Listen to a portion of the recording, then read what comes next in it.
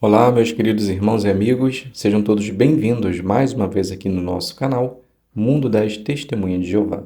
Nesse vídeo, nós estaremos fazendo a nossa reunião Vida e Ministério Cristã da semana 6 a 12 de janeiro de 2025.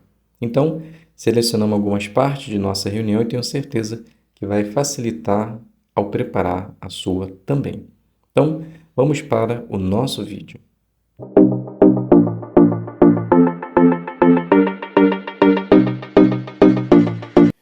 Então sejam todos bem-vindos mais uma vez aqui no nosso canal Mundo das Testemunhas de Jeová.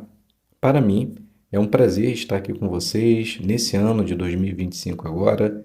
Espero que assim como os outros, Jeová possa continuar nos abençoando, nos dando a sua força, seu Espírito Santo, para que assim possamos continuar fazendo a sua vontade.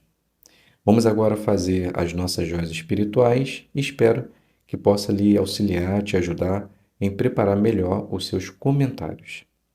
Iniciando, nós iremos fazer a leitura do texto que aparece em nossa apostila, que é o livro do Salmo 128, o versículo número 3, que diz assim: Sua esposa será como uma videira frutífera dentro da sua casa. Seus filhos serão como brotos de oliveira ao redor da sua mesa. Então a pergunta à base desse texto: por que o salmista comparou os filhos com brotos ou mudas de uma oliveira? Então a resposta se encontra no livro Perspicaz, volume 1, página 543.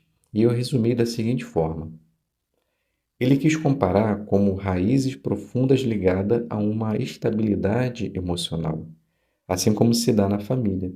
Quando uma família tem raízes profundas, tanto mediante a palavra de Deus, bem como em sentido familiar, todos serão mais felizes. A segunda pergunta de nossa consideração é: que joias espirituais você encontrou na leitura da Bíblia desta semana? Então agora nós iremos selecionar alguns versículos e comentar a base deles. O primeiro selecionado é o Salmo 127, versículo 3 e o versículo 4, que diz assim: Vejam, os filhos são uma herança de Jeová. O fruto do ventre é uma recompensa. Como flechas na mão de um guerreiro, assim são os filhos de um jovem. Esse texto nos ajuda a entender a importância dos pais no desenvolvimento espiritual de seus filhos, pois assim como uma flecha ela precisa ser posicionada para atingir o alvo, os pais precisam direcionar os filhos no caminho certo, no caminho da salvação. Somente assim eles acertarão o alvo quando for lançado. Então, pais e mães, guie seus filhos, direcione seus filhos, e eles sempre continuarão no caminho de Deus. Agora o Salmo 128, versículo 1. Feliz todo aquele que teme a Jeová, que anda nos seus caminhos.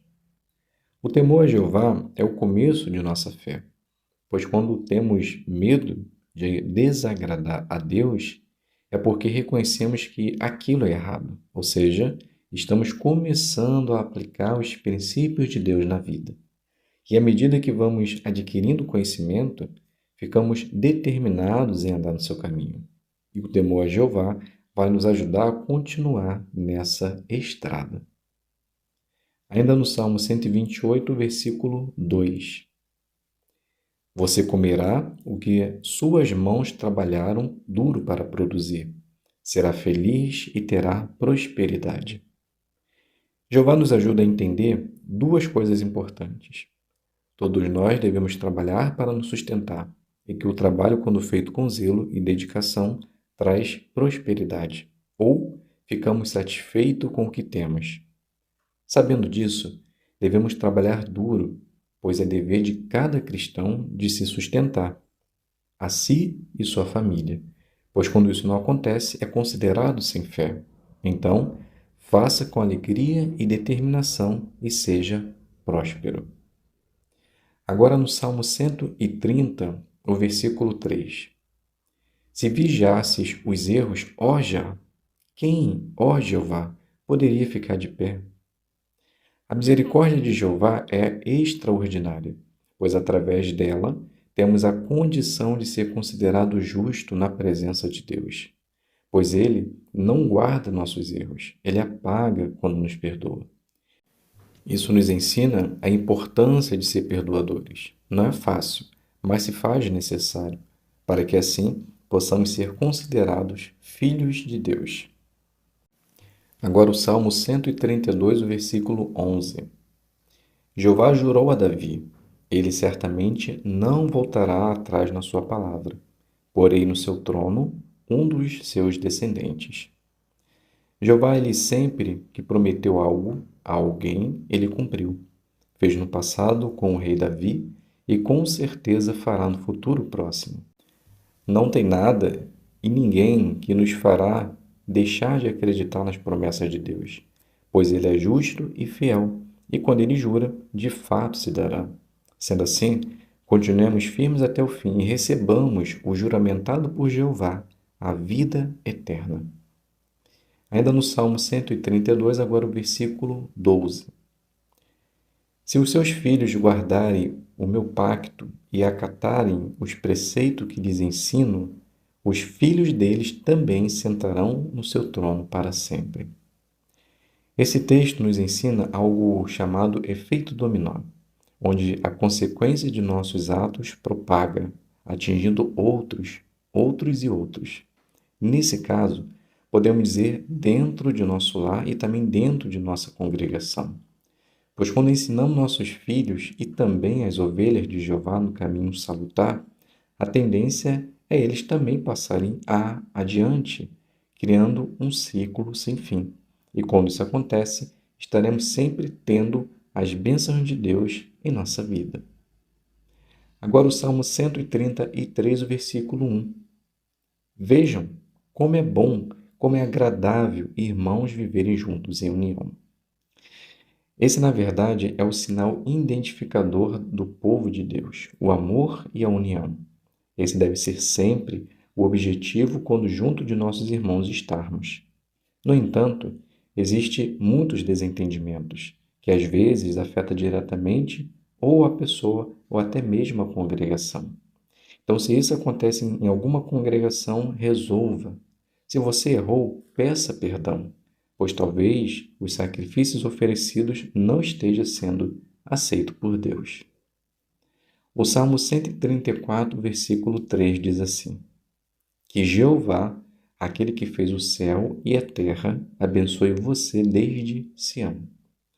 Esse versículo nos ajuda muito no ministério, pois muitos não acreditam como Jeová sendo o Criador do universo, mas sim uma explosão ou até mesmo dão mérito à evolução. Então, esse versículo dissipa qualquer dúvida nesse sentido e nos ajuda a defender a nossa fé e o Criador com propriedade.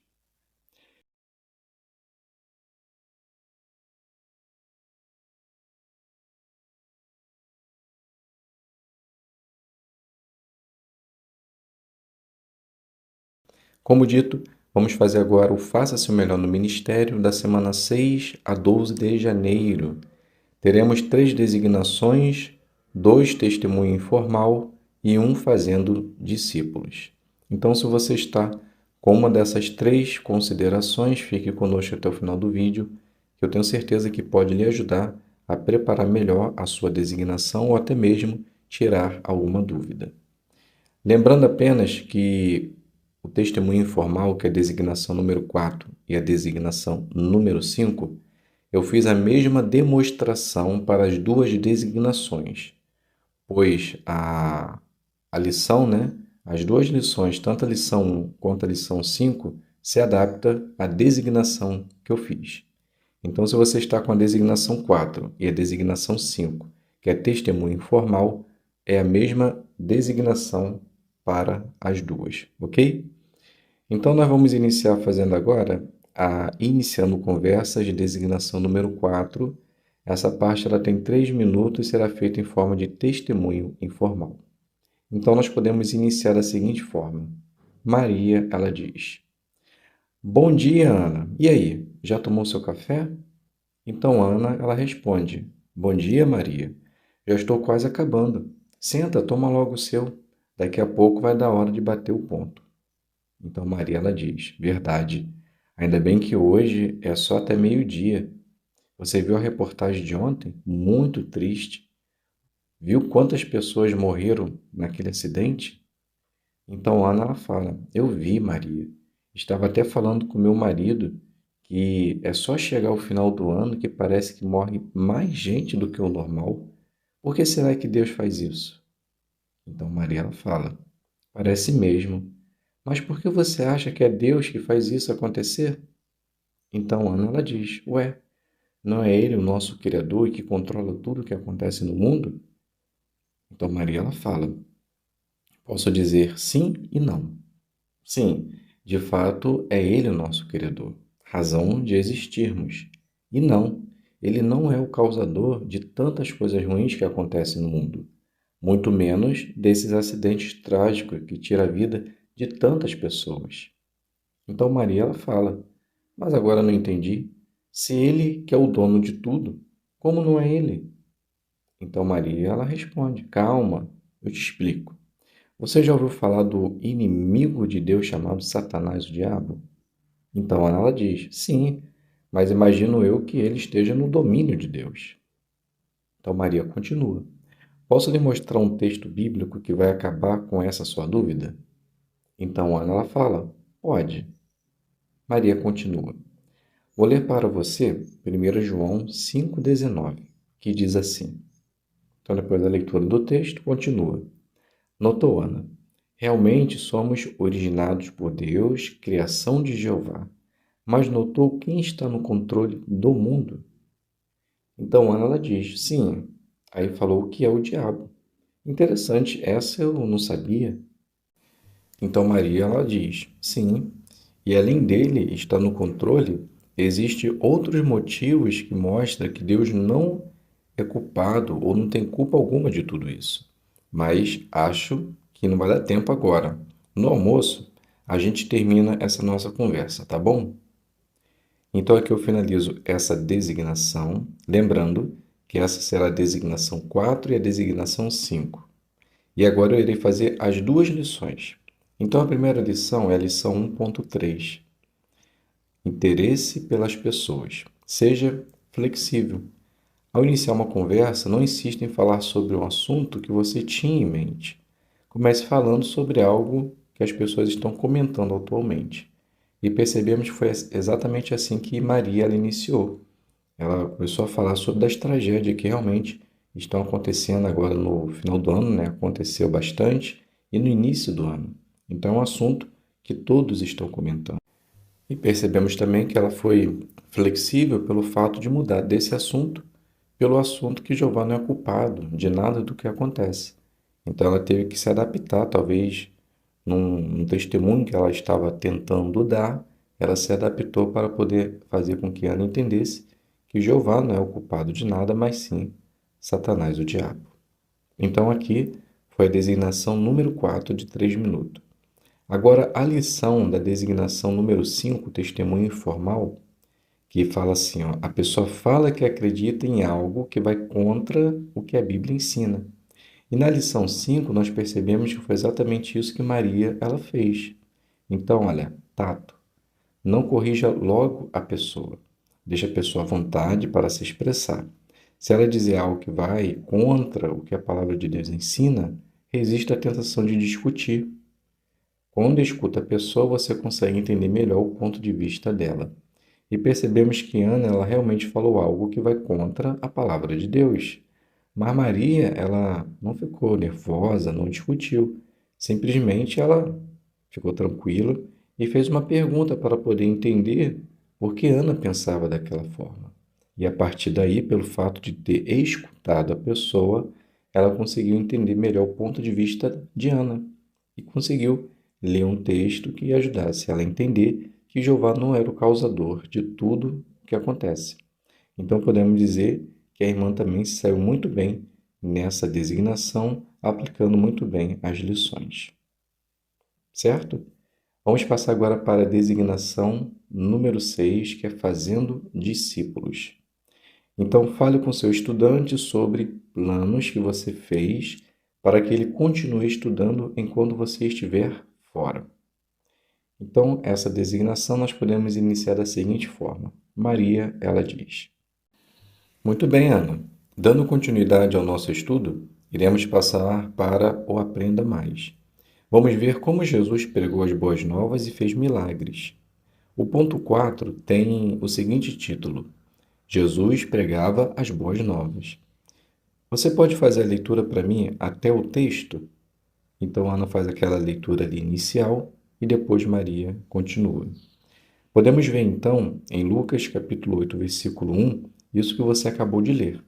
Faz a leitura do texto, por favor. Então, Ana faz a leitura e depois Maria continua. Muito bem. Então, com base no que acabamos de ler, temos a seguinte pergunta: será que Jesus pregava apenas para as pessoas que iam até ele? Então, Ana ela responde: não, ele pregava também para os que não iam até ele, pois à medida que ele ia de cidade em cidade e de aldeia em aldeia, ele ensinava a outros. Maria continua: muito bem. E no final fala que os 12 estavam com ele. O que isso nos ensina? Então, ela diz: nos ensina a necessidade de ajudar outros. E seguindo os passos de Cristo, podemos fazer isso também no ministério. Maria responde: exato. Assim como eu faço com você. A gente vai treinando devagarinho para que assim você possa se tornar também um seguidor de Cristo. A segunda pergunta, Ana: que esforço Jesus fazia para encontrar as pessoas? Então, Ana ela responde: Jesus viajava muito com o objetivo de pregar, e sabemos que no passado não tinha a facilidade que temos hoje. Então, precisou de muita dedicação e esforço para viajar centenas de quilômetros ensinando as pessoas. Maria continua: você acha que estamos fazendo assim como Jesus hoje? Então, Ana ela responde: eu creio que sim, pois deixamos o nosso conforto e lazer para divulgar a mensagem de salvação independente das circunstâncias. Então Maria diz: gostei de ver, falou como uma verdadeira discípula de Cristo. Essa pregação destinada a Jesus já tinha sido predita há muito tempo. Veja só o que diz Isaías, capítulo 61, versículo 1 e 2. Você pode fazer a leitura. Então, após a leitura, Maria continua.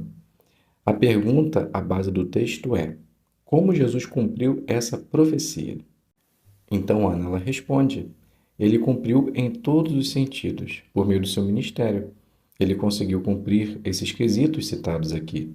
Curou, pregou, consolou e, no final, deu sua vida em nosso benefício. Então Maria diz: isso mesmo. A última pergunta: você acha que as pessoas hoje precisam ouvir essas boas novas? Então Ana ela responde: sim, porque assim como no passado, existem muitas pessoas que precisam de consolo e abertura dos seus olhos, do engano, pois somente a palavra de Deus é luz nessa imensa escuridão que vivemos. Então Maria ela diz: muito bem, Ana. Fico feliz de ver você comentando em suas próprias palavras. Isso demonstra da sua parte uma excelente preparação. Muito bom, continue assim. Então Ana ela fala: obrigado, Maria. Confesso que não é fácil, mas Jeová tem me ajudado. Então Maria ela responde: com certeza, Jeová continuará te ajudando. Ana, conforme havia te falado, essa semana eu não conseguirei dirigir o seu estudo, pois não estarei em São Paulo. Mas você notou que esse mês eu trouxe sempre a irmã Marta para acompanhar o estudo? Então Ana ela diz: como não me lembraria, ela é um amor de pessoa. Então Maria continua: então, eu combinei com ela de dirigir o seu estudo enquanto eu estiver fora. Tá bom para você? Então Ana, ela diz: tá bom, Maria. Fico grata pela preocupação de não deixar-me de estudar. Obrigada. Então Maria, ela diz: de nada. A minha viagem não pode atrapalhar o seu progresso. Então, estando tudo combinado, vamos fazer a oração? Então aqui a gente finaliza essa designação e agora podemos fazer a lição, que é a lição número 10.4. Senso de compromisso. Estude regularmente. Então, se você vai estar fora, não cancele o estudo. Em vez disso, pense: será que você poderia dirigir o estudo no outro dia? Será que poderia fazer o estudo por telefone ou videoconferência? Será que você poderia pedir para outra pessoa dirigir o estudo? E percebemos que foi exatamente isso que Maria fez. Ela trouxe um outro publicador, uma outra publicadora, para que Ana fosse se adaptando com essa pessoa, para que quando ela estivesse fora, Ana pudesse já estar adaptada com a irmã Marta, né? Que supostamente era a irmã que ela levava. Então nós podemos também fazer isso, né? Levar uma outra pessoa em nosso estudo, para quando não tivermos oportunidade de estudar com o estudante, você já está com uma pessoa em mente e ela já entender o que o estudante também precisa ao longo do estudo.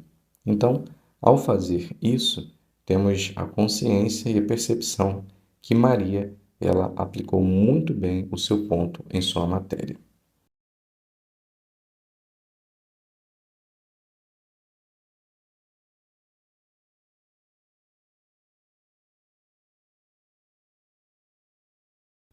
Então vamos iniciar o capítulo 20, que tem o seguinte tema: a palavra crescia e prevalecia apesar de oposição.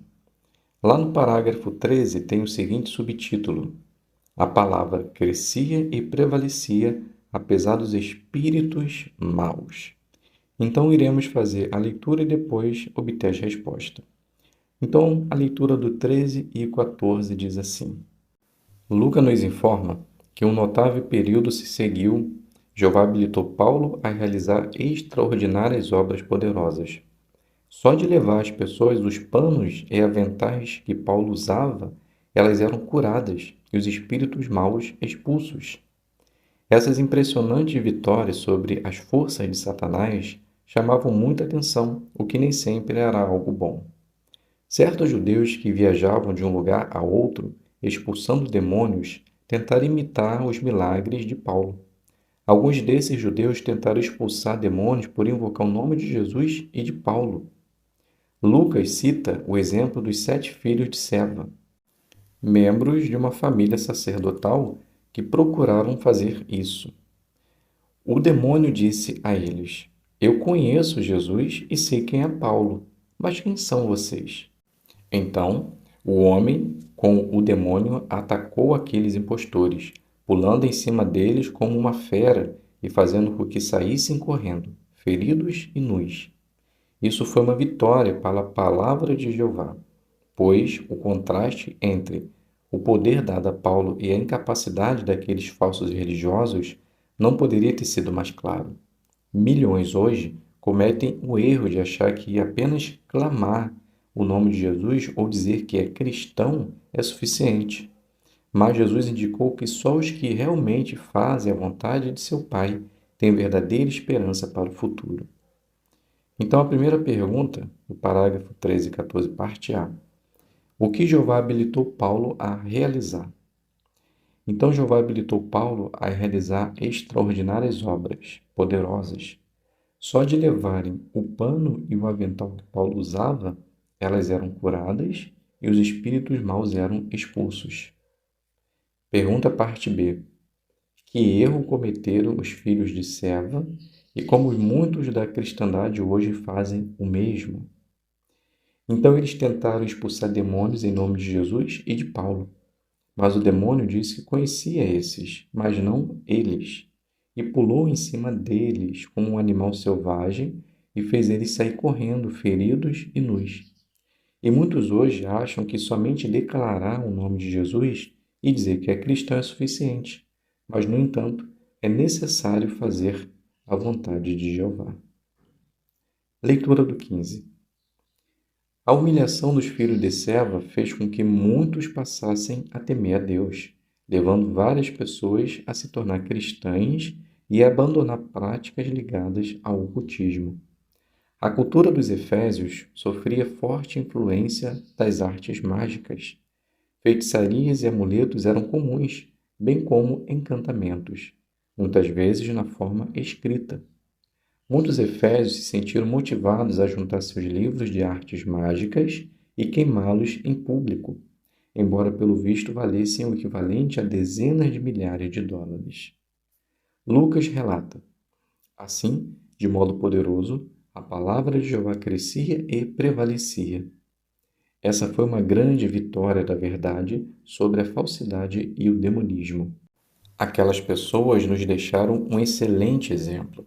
Nós também vivemos num mundo mergulhado no ocultismo.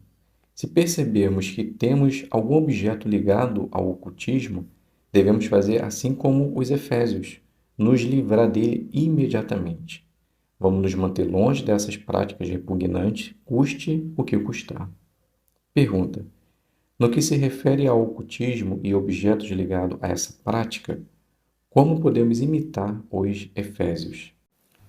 Então, assim como eles, devemos nos livrar de qualquer coisa que esteja ligada ao ocultismo, independente do valor, pois o mais importante é a nossa relação com Jeová.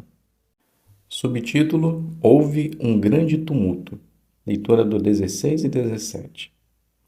Vamos agora analisar a tática de Satanás descrita no início deste capítulo. Lucas escreveu que houve um grande tumulto por causa do caminho. Ele não estava exagerando. Um prateiro, chamado Demétrio, deu início ao problema. Ele conseguiu a atenção de outros prateiros por, primeiro, lhes lembrar que a renda deles dependia da venda de ídolos. Ele prosseguiu dizendo que a mensagem que Paulo pregava era ruim para os negócios, pois os cristãos não adoravam ídolos. Daí, ele apelou para o orgulho que seus ouvintes tinham de sua cidade e de sua nação, alertando-os que sua deusa Ártemis e o templo mundialmente conhecido que os efésios haviam dedicado a ela estavam correndo perigo de serem destituídos de seu esplendor. O discurso de Demétrio teve o resultado esperado. Os prateiros começaram a repetir vez após vez: grande é a Ártemis dos Efésios! E a cidade foi tomada pela confusão, dando início à turba fanática descrita no começo deste capítulo. Por ter um espírito abnegado, Paulo quis entrar no anfiteatro a fim de falar com a multidão, mas os discípulos insistiram que ele ficasse longe do perigo. Um certo Alexandre ficou em pé diante da multidão e tentou falar, mas era judeu. Talvez estivesse ansioso para explicar a diferença entre os judeus e aqueles cristãos. Essas explicações não significariam nada para aquela multidão. Quando perceberam que ele era judeu, começaram a gritar: grande é Ártemis dos Efésios, abafando as palavras de Alexandre. Isso continuou por cerca de 2 horas. Desde aquela época, o fanatismo religioso não mudou. Até hoje, faz as pessoas agirem de modo completamente irracional. Então a pergunta parte A: descreva como Demétrio deu início à confusão em Éfeso. Então Demétrio ele começou a dizer que a pregação de Paulo iria acabar com o negócio dos prateiros, e eles não podiam deixar isso acontecer. Então, por causa disso, se formou a turba dita no início desse estudo. Parte B: como os efésios demonstraram seu fanatismo. Então eles demonstraram seu fanatismo por ficar gritando por cerca de 2 horas: grande é a Ártemis dos Efésios, demonstrando assim sua idolatria e seu fanatismo religioso. Leitura do 18 e 19. Finalmente, o administrador da cidade acalmou a multidão. Essa autoridade competente e sensata assegurou à turba que aqueles cristãos não representavam nenhum perigo ao templo e à sua deusa, que Paulo e seus companheiros não haviam cometido nenhum crime contra o templo de Ártemis, e que havia procedimentos legais para apresentar tais questões. Talvez o argumento mais convincente tenha sido lembrá-los de que eles corriam o risco de cair no desfavor de Roma por causa daquele ajuntamento ilegal e desordenado. Então, ele dissolveu a multidão. Com a mesma rapidez com que havia ficado irada, a multidão se acalmou por causa dessas palavras sensatas e razoáveis. Essa não foi a primeira vez que um homem de bom senso que ocupava uma posição de autoridade agiu em favor dos seguidores de Jesus, nem seria a última. De fato, O apóstolo João previu, numa visão, que durante estes últimos dias, os elementos estáveis deste mundo, retratados pela terra, iriam engolir uma grande enxurrada de perseguição satânica contra os seguidores de Jesus. Isso realmente tem acontecido. Em muitos casos, juízes imparciais decidem a favor dos direitos das testemunhas de Jeová de se reunir para adoração e de divulgar as boas novas a outros. É claro que a nossa conduta pode contribuir muito para tais vitórias. A conduta de Paulo, pelo visto, fez com que algumas autoridades em Éfeso tivessem certa simpatia e respeito por ele, de modo que queriam vê-lo em segurança. Que a nossa conduta respeitosa e honesta também possa causar uma boa impressão naqueles com quem temos contato. Nunca sabemos quais podem ser os efeitos a longo prazo. Pergunta parte A. Como o administrador da cidade acalmou a turba em Éfeso? Então, o administrador disse que Paulo e seus companheiros não representavam nenhum perigo para a deusa Ártemis e que aquela turba reunida poderia cair no desfavor de Roma. Então, ouvindo essas palavras sensatas, o povo se dissipou e foi embora. Parte B. Como o povo de Jeová às vezes é protegido pelas autoridades e como nossa conduta pode contribuir para essa proteção. Então, em muitos casos, juízes imparciais decidem a favor dos direitos das testemunhas de Jeová de se reunir para adoração e de divulgar as boas novas. Então, a nossa conduta honesta e respeitosa pode causar também uma boa impressão, pois nunca sabemos quais serão os efeitos ao longo prazo. Leitura do 20. Não é emocionante ver como a palavra de Jeová crescia e prevalecia no primeiro século? Também é emocionante ver como Jeová está por trás de vitórias similares em nossos dias. Gostaria de ter o privilégio de dar uma contribuição, mesmo que pequena, a essas vitórias? Então aprenda dos exemplos que consideramos. Seja humilde, se mantenha em dia com a organização de Jeová, continue a trabalhar arduamente, rejeite o ocultismo e faça o máximo para dar um bom testemunho por meio de sua conduta honesta e respeitosa. Então a pergunta parte A. Como você se sente a respeito do fato de a palavra de Jeová ter prevalecido no primeiro século e continuar a prevalecer hoje? Então nós nos sentimos emocionados, pois demonstra como Jeová está apoiando os seus servos, dando vitórias em todos os sentidos. Parte B. Qual a sua determinação no que se refere às vitórias de Jeová em nossos dias? Então a nossa determinação deve de continuar sendo humildes, estar em dia com a organização, trabalhar arduamente, rejeitar o ocultismo e deixar que a nossa conduta dê um bom testemunho do Deus que servimos. Então, meus queridos irmãos e amigos, aqui a gente finaliza a nossa consideração e espero que possa ter lhe ajudado a preparar as respostas. Muito obrigado a todos pela presença, fiquem todos na paz de Deus e até um próximo vídeo, se Deus quiser.